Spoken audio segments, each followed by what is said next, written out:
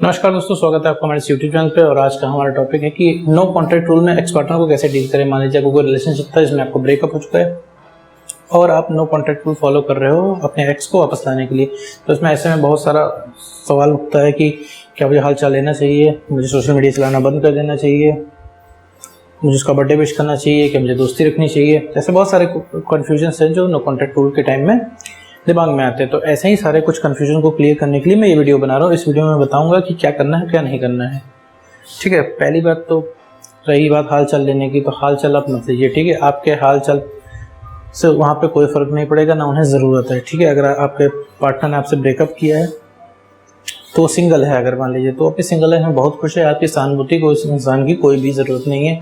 मान लीजिए आपके पार्टनर ने आपको चीट किया तो अपने नए वाले पार्टनर के साथ फिलहाल के लिए वो बहुत खुश है। वो आपकी किसी भी तरह की कोई भी हालचाल पूछना है, किसी भी तरह की सहानुभूति की उस इंसान को कोई भी ज़रूरत नहीं है। ठीक है, और दूसरी बात मैं ये बताना चाहूँगा, इस समय आपकी हालत ख़राब है तो पहले आप अपने आप को खुद को नो कॉन्टैक्ट में रख के ठीक करो, फिर किसी की मदद करो, क्योंकि आप खुद ही नहीं ठीक हो। ठीक है, क्योंकि आप हाल चाल लेने जाओगे बहुत अपना भरा हुआ दिल लेकर, और फिर वहाँ पे पाओगे कि अगला इंसान तो बड़ा खुश है, ये देख के आप डिसअपॉइंट हो जाओगे। ठीक है, और फिर वही अपनी पुरानी हरकतें आप शुरू कर दोगे। आप उससे पूछने लगोगे, भैया मेरे प्यार में कमी क्या थी, मुझे क्यों छोड़ दिया तुमने। तो आप इस वाले सवाल का कोई जवाब नहीं दे पाएगा। ठीक है, फिर आप या तो फिर लड़ाई झगड़ा कर लोगे या फिर आप वापस से जाओगे। मतलब कुल मिला के आपको आउटकम कुछ भी नहीं मिलना है। आप अपने एक्स पार्टनर को कुछ बोल दोगे तो उसे कोई फर्क नहीं पड़ेगा। ठीक है, 5 मिनट के लिए उसको बुरा लगेगा, वो भूल जाएगा। लेकिन अगर आपका एक्स पार्टनर ने आपको कुछ बोल दिया इस लड़ाई के दौरान तो ये बात आपके दिल पे लग जाएगी और पूरे रात भर का इंतजाम हो जाएगा आपका। रात भर उसको सोच सोच के आप अपना दिमाग खराब कर लोगे। तो नहीं जाना है। ठीक है, बर्थडे बीच में पड़ता है तो मत विश कीजिए आप। ठीक है, नो कॉन्टैक्ट रूल में बर्थडे विश नहीं करना है। ठीक है, अगर आपका किसी ज़माने में सही हो जाता है तो आप किसी एक दिन को पकड़ के, ठीक है, एज अ बर्थडे को आप सेलिब्रेट कर लीजिएगा। लेकिन इस दिन आपको बर्थडे विश नहीं करना है। दिन से क्या फ़र्क पड़ता है भाई, जब भाई दिलों में डिस्टेंस है तो आप बर्थडे विश करके क्या करोगे। आप बर्थडे विश इसीलिए करोगे क्योंकि आप अपना प्यार दिखाना चाहते हो। तो भैया जिस इंसान ने आपको छोड़ दिया, आपको कहीं का नहीं छोड़ा, आप उसको बर्थडे विश क्यों कर रहे हो।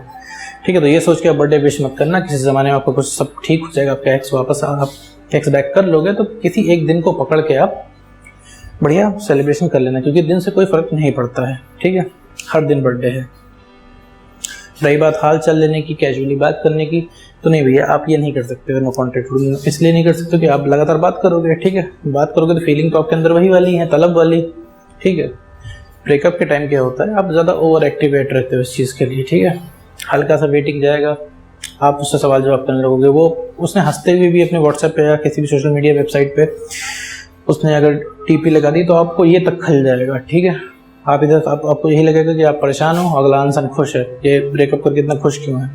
ठीक है, तो दोस्ती आपकी नहीं चल पानी, क्योंकि आप स्टेबल नहीं हो, आपकी फीलिंग स्टेबल नहीं है। ठीक है, जितना आप लड़ाई झगड़ा करोगे, जितना ही आप बोझ बनोगे, उतने ही चांसेस आपके गिरते जाएंगे आपके एक्स के वापसी के, और उतना ही आपका कॉन्फिडेंस गिरता जाएगा। आपको वैसे भी अभी लग रहा होगा कि एक्स वापस नहीं आएगा। ठीक है, ये विश्वास आपके अंदर वैसे भी खत्म होता जा रहा है। ये विश्वास पता है आपको क्यों खत्म होता जा रहा है, आप लगातार अपने एक्स के पास जाते हो रिक्वेस्ट करने, और उधर से डिनायल मिलता है। डिनायल का मतलब आपको मनाही हो जाती है उस तरफ। आपने सारे स्टंट करके देख लिए हैं, सब कुछ आजमा लिया है, रो के, परेशान होके, वादे करके।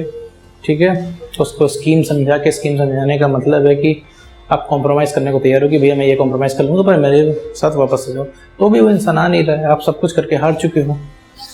तो ये आपका कॉन्फिडेंस ही तो गिराता है। आपको लगातार दिमाग में आपको बैठा रहा है ना ये चीज़ आपकी कि भैया कि मैं ज़िंदगी में आपका एक्स वापस नहीं आएगा। तो ऐसा नहीं होता है, आप तरीका गलत चूज़ कर रहे हो। और बिल्कुल भी कंफ्यूज होने की ज़रूरत नहीं है, मतलब थोड़ा सा भी अपना दिमाग इसमें भी लगाने की ज़रूरत नहीं है कि आप एक्स को थोड़ा भी जानते हो। आप अपने एक्स को कुछ भी नहीं जानते हो। ठीक है, कुछ भी नहीं जानते हो अपने एक्स को, ये मान के चलो, तभी कर पाओगे, नहीं तो कुछ नहीं हो सकता इसमें इस तरीके से।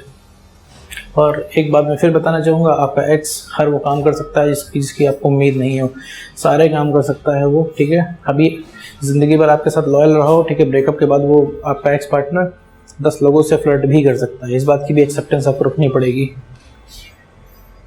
तो ये चीज़ है, और आपको हर चीज़ अनएक्सपेक्टेड वे में दिखेगी। ठीक है, तो उससे एक्स से पंगा लेने की कोई ज़रूरत नहीं। अगर आपको रीअट्रैक्ट करना है तो आप नो कॉन्टैक्ट रूल स्ट्रिक्टली आपको फॉलो करना पड़ेगा, अपने ऊपर काम करना पड़ेगा। बिना मेहनत किए अभी कुछ नहीं मिलने वाला है। अगर आप सोचते हो उसको किसी तरह की धमकी दे दोगे, किसी तरह तबाह कर लोगे, तो ठीक है, आप वो इंसान, उस इंसान को तो वैसे भी नहीं पता वो क्या कर रहा है, ठीक है। उसके अंदर डर नाम की कोई चीज़ नहीं है, आप उसका कुछ भी नहीं बिगाड़ सकते, ठीक है। आपके पास अगर फ़ोटोज़ होंगी, ठीक है, या कुछ भी ऐसा वैसा आइटम होगा, ठीक है, आपने किसी को दिखा दिया, ठीक है, उसके घर वालों को बता दिया, तो ज़्यादा से ज़्यादा क्या होगा, घर वाले उसको डांटेंगे, उसको घर बुला लेंगे, ठीक है। 1-2 महीना मान लीजिए, बहुत ज़्यादा एक्सट्रीम 1-2 महीना, 3 महीना, 5 महीना उसको बंद करके घर में रखेंगे। इसके बाद आप देखोगे 5-6 महीने बाद सब नॉर्मल हो जाएगा, ठीक है, सब नॉर्मल हो जाएगा। वो आपका एक्स पार्टनर घर से बाहर भी निकलने लगेगा, सारे अपने काम डेली रूटीन में करने लगेगा और सब कुछ नॉर्मल हो जाएगा, ठीक है।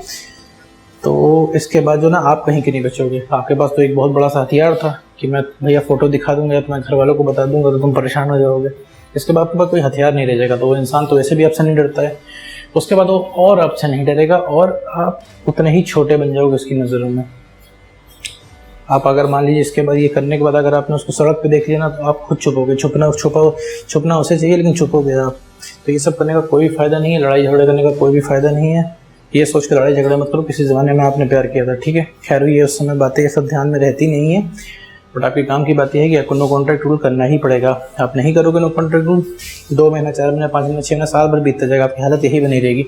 आप अपने आंखों के सामने देखोगे वो नया पार्टनर, वो आपका एक्स पार्टनर नया पार्टनर बनाएगा, उसके साथ रहेगा, एंजॉय करेगा, सब कुछ आप देखोगे, वो अपनी ज़िंदगी में ग्रो भी करेगा और आप इसी तरह देखोगे उसको, ठीक है। तो ये समय बर्बाद करने से बढ़िया है जितने जल्दी हो सके अपने ऊपर काम करना शुरू कर दो, क्योंकि जब तक आप अपने ऊपर काम नहीं करोगे तब तक आपका कुछ भी नहीं होने वाला है। चाहे वो 1 साल, 2 साल, 5 साल आप यहीं अटके रहोगे, ठीक है, अपने पास्ट में। तो अपना कॉन्फिडेंस गिराने से बढ़िया है आप नो कॉन्टैक्ट रूल फॉलो करो। और आपकी इच्छा शक्ति भी डिपेंड करता है, ठीक है। जितनी विल पावर होगी आपके पास, अगर आपकी विल पावर अच्छी है, ठीक है, आप चाहते हैं वापस ही ला दूंगा मैं, तो हो जाएगा। बस ये काम तरीके से करना है।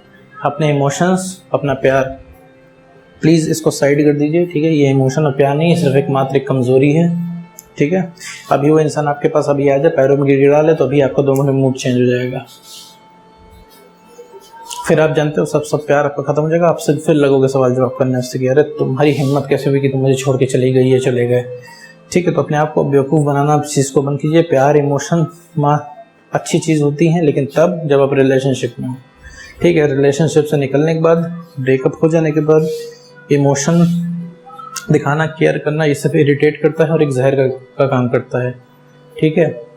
अपने एक्स पार्टनर को नॉर्मल पर्सन की तरह ट्रीट करना है, ठीक है। इससे ज़्यादा अगर आपने कुछ किया तो परेशान आप ही रहोगे, ठीक है।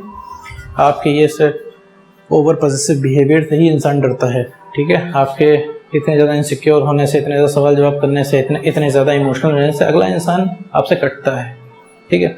आप भी किसी नेगेटिव इंसान से मिलने से बचते हो गए। मान लीजिए कोई आपके कॉलोनी में या फिर कहीं आपके फ्रेंड सर्कल में बहुत नेगेटिव इंसान है, जो जब भी मिलता है हमेशा अपनी प्रॉब्लम बताता है और हमेशा डाउन बातें करता है, तो आप उससे मिलने में कतराते होगे, ज़रूर कतराते हो। क्यों? क्योंकि वो हमेशा नेगेटिव रहता है यार।